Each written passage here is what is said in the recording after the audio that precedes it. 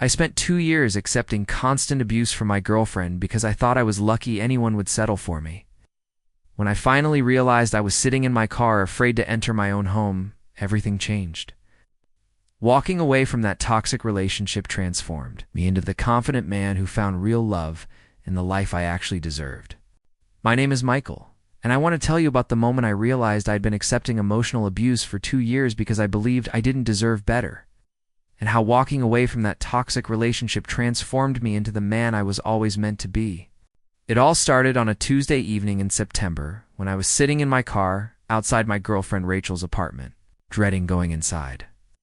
I had just finished a 12-hour shift at the auto repair shop where I worked as a mechanic, and I knew Rachel would be waiting with her usual list of complaints about my appearance, my job, my friends, and everything else she found inadequate about my life. Rachel Morrison was 26, 2 years younger than me, and worked as a receptionist at a dental office. We had been together for 2 years, and she had made it clear from the beginning that she was settling for me because her other options hadn't worked out. I was 28, overweight, socially awkward, and had never had much luck with dating before Rachel. When she agreed to go out with me after we met at a bar, I felt like I had won the lottery. Finally, someone was willing to give me a chance. But what I thought was a chance turned out to be a prison sentence. Rachel never let me forget that she was doing me a favor by being with me. She constantly reminded me that I was lucky to have her, and that no one else would put up with my flaws. Michael, you really need to lose weight. It's embarrassing to be seen with you when you look like this, she would say while picking at her salad as I ate dinner. Your job is so gross. When are you going to find something more professional? I can't introduce you to my friends when you smell like motor oil all the time. Why do you dress like you're still in high school? Can't you at least try to look like an adult? The criticism was constant and relentless. Nothing I did was ever good enough, and Rachel made sure I knew that her standards were higher than what I could provide. But I accepted it all because I believed she was right. I thought this was what I deserved, and that being with someone who barely tolerated me was better than being alone. Rachel controlled every aspect of our relationship. She decided where we went, what we did, and who we spent time with. My friends were losers, and my interests were juvenile. She gradually isolated me from everyone except her social circle, where I was always made to feel like an outsider who didn't belong. When we were intimate, she made it clear that she was doing me a favor. You should be grateful I'm even willing to do this, she would say, making me feel like my physical desires were something shameful that she had to endure. She controlled our finances too, even though I was the one working 60-hour weeks to support us. Rachel would spend my money on clothes and nights out with her friends, then complain that I wasn't ambitious enough to make more. If you actually cared about our future, you would find a better job. But I guess you're comfortable being mediocre, she would say whenever I mentioned being tired from work. The breaking point came on that Tuesday evening when I was sitting in my car, trying to build up the courage to face another night of criticism and contempt. I had just received a text from Rachel. Dinner better be ready when I get home. And don't cook anything that smells up the apartment. I'm having my sister over later, and I don't want her to think we live like slobs. As I read that message, something inside me snapped. I realized I was afraid of my own girlfriend. I was sitting in my car, dreading going into my own home, because I knew I would spend the evening being berated and criticized by someone who'd claim to love me. That's when I saw my reflection in the car's side mirror, and I barely recognized the person staring back at me. I had lost 30 pounds over the past 2 years. Not from healthy lifestyle changes, but from stress and constantly walking on eggshells. My face looked drawn and exhausted. My shoulders were permanently hunched from trying to make myself smaller and less noticeable. I looked like a man who had given up on himself completely. In that moment, I had a devastating realization. I had become so convinced that I didn't deserve love or respect that I had accepted abuse and called it a relationship. Rachel didn't love me. She barely even liked me. I was convenient for her because I paid the bills, did whatever she wanted, and never stood up for myself. I was the perfect victim for someone who enjoyed having complete control over another person. But more importantly, I realized that I had been complicit in my own mistreatment. I had accepted Rachel's version of reality where I was worthless and should be grateful for any attention, even when that attention came in the form of constant criticism and emotional cruelty. I sat in that car for 2 hours, thinking about how I had gotten to this point. Before Rachel, I had been lonely but hopeful. I worked hard, had good friends, and enjoyed simple pleasures like working on cars and watching sports. I wasn't confident, but I wasn't miserable either. 2 years with Rachel had turned me into someone who apologized for existing and believed that being treated with basic human decency was more than I deserved. When I finally went inside the apartment, Rachel was waiting with her usual arsenal of complaints. "Where have you been? I told you I wanted dinner ready. And look at you, covered in grease and smelling like a garage. How hard is it to clean yourself up before coming home?" For the first time in 2 years, instead of apologizing and scrambling to fix whatever she was angry about, I looked at her calmly and said, "We need to talk." "About what?" "About how you can't even follow simple instructions. About how this relationship is over." Rachel stared at me in shock. I had never stood up to her before, never contradicted her, and certainly never made any demands or ultimatums. "Excuse me? What did you just say?" I said, "This relationship is over. I'm moving out this weekend." "Michael, you can't be serious. Where are you going to go? Who else is going to put up with you?" And there it was, the core of her manipulation. The implicit threat that I was so fundamentally unlovable that leaving her meant choosing a life of complete isolation. "I'd rather be alone than be with someone who treats me like I'm worthless," I said. "I don't treat you like you're worthless.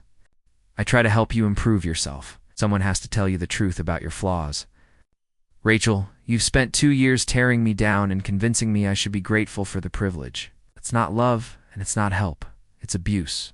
She tried every manipulation tactic she had used successfully for 2 years. She cried and claimed she only criticized me because she cared. She got angry and listed all the ways she had sacrificed for our relationship. She threatened to hurt herself if I abandoned her, but something had fundamentally changed in me during those 2 hours in the car. I could finally see her behavior for what it really was: systematic emotional abuse designed to keep me dependent and compliant. "I'm done, Rachel. This conversation is over." I spent that night at my friend Tony's house, sleeping on his couch and explaining what had happened. Tony had been trying to tell me for months that Rachel was toxic, but I had been too defensive to listen. "Mike, I'm proud of you for finally seeing what we all saw," Tony said. "That woman was destroying you piece by piece. Why didn't you say something stronger? You tried, but you wouldn't hear it. You had to figure it out for yourself." Over the next week, I moved my belongings out of Rachel's apartment, while she alternated between begging me to stay and threatening to ruin my life if I left. "You'll never find anyone better than me," she screamed as I loaded the last of my things into my truck. "You're going to realize what a huge mistake you're making." "Maybe," I said calmly, "but I'd rather make my own mistakes than live my life trying to earn approval from someone who will never give it." The first few months after leaving Rachel were challenging in unexpected ways. I had to relearn who I was without constant criticism and control. I moved into a small apartment across town and started rebuilding my life from scratch. For the first time in 2 years, I could eat what I wanted, watch what I wanted, spend time with people who actually enjoyed my company. But I also had to confront how much damage the relationship had done to my self-esteem and sense of identity. Started seeing a therapist to understand how I had ended up accepting abuse for so long. Dr. Williams helped me recognize the patterns of thinking that had made me vulnerable to Rachel's manipulation. "Michael, you believed that being treated poorly was better than being alone. But you were already alone in that relationship. You just had someone there to constantly remind you of your perceived inadequacies." Through therapy, I learned that my willingness to accept mistreatment came from deep-seated beliefs about my own worth that had nothing to do with Rachel. She had simply exploited insecurities that were already there, but understanding the problem was only the first step. I had to actively rebuild my confidence and self-respect. I started taking better care of myself, not to meet someone else's standards, but because I deserved to feel good about myself. I joined a gym and began working out regularly, eating better, and updating my wardrobe. But more importantly, I started pursuing interests and friendships that Rachel had discouraged. I joined a recreational basketball league, started taking evening classes to improve my technical skills, and reconnected with old friends who had been pushed out of my life. The transformation was gradual, but dramatic. Within 6 months, I looked and felt like a completely different person. I had gained muscle and lost fat. But the biggest change was in how I carried myself. I stood up straight, made eye contact, and spoke with confidence. I was becoming the man I had always had the potential to be. A year after leaving Rachel, I was promoted to shop supervisor at work, recognizing skills and leadership qualities that had been suppressed during my relationship. My boss told me he had noticed a dramatic change in my attitude and performance. "Mike, you seem like a completely different person than you were a year ago. You're confident, decisive, and the other guys respect you. What changed?" "I learned to respect myself," I told him. But the most important change was in how I approached relationships. I was no longer desperate for any attention or approval. I had learned to enjoy my own company and to set boundaries about how I expected to be treated. 18 months after leaving Rachel, I met Sarah at a bookstore. Sarah was 29, worked as a nurse, and had a warmth and kindness that I had forgotten existed in relationships. Our first conversation lasted 3 hours, and I was struck by how different it felt to talk to someone who seemed genuinely interested in what I had to say. "You're really easy to talk to," Sarah told me as we exchanged numbers. "I feel like I could talk to you for hours." Dating Sarah was a revelation. She complimented my cooking, laughed at my jokes, and showed genuine interest in my work and hobbies. When I told her about cars I was working on, she asked thoughtful questions and remembered details from previous conversations. Most importantly, she never made me feel like I was lucky to have her attention. Instead, she seemed to feel lucky to have met me. "I love how passionate you are about your work," she told me, after I had been explaining a particularly challenging repair. "You really know what you're doing, and it's obvious you take pride in it." The contrast with Rachel was startling. Where Rachel had made me feel ashamed of my interests and insecurities, Sarah celebrated my strengths and accepted my flaws as part of who I was. 6 months into our relationship, Sarah met some of my friends, including Tony, who pulled me aside afterward. "Mike, this is what a healthy relationship looks like. She adores you, and you can tell she genuinely enjoys spending time with you." "It's weird how different it feels," I told him.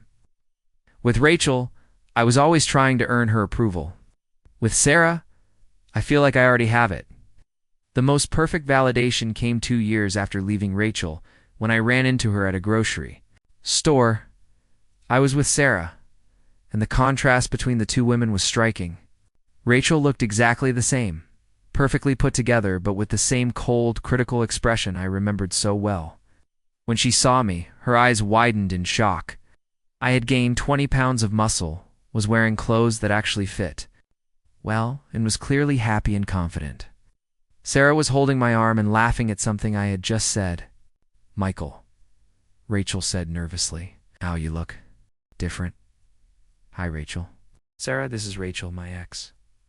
Sarah smiled warmly and shook Rachel's hand, completely unaware of the history between us. "It's nice to meet you. Michael's told me so much about his life before we met."